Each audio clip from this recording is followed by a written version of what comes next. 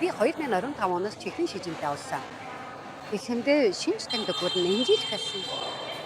Тиймээс би даатгалын байгууллагаар дамжуулан хавдар судлалын эмнэлэгт тогтмол үзлэгт ордог байсан. Тэгээд цусны шинжилгээ өгсөний дараа тэд миний цуснадах глюкозын хэмжээ хэвийнээс өндөр байгааг илрүүлсэн.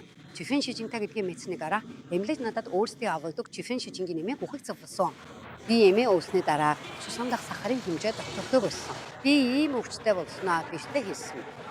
Тэр маань өмнө нь эмийг сургууль сурч байсан болохоор хэрвээ ээж чихрийн шижинтэй бол миний багш Тарануан ан том навчид Пиаканы ургамлыг ханд гаргасан бүтээгдэхүүн бий гэж танилцуулсан.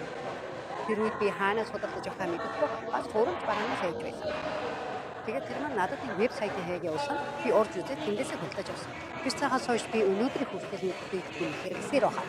Бүтээгдэхүүнийг хэрэглээд эмнэлэгээс өгсөн нэмтийн хуслан хэрэгжсэний дараа 3 сар тутамд цуснах сахарын хэмжээгээ шалгуулдаг, үргэлж зөвшөөрсөн хэмжээнд байдаг. Би итгэдэг, хүйдээ бол би бүрэн итгэдэг. Миний бэр өөрийнхөө маш сайн багшингаа тухай танилцуулж, тэр хүн энэ бүтээгдэхүүнийг зохион бүтээж, зах зээлд гаргасан бахаар би бүрэн итгэдэг.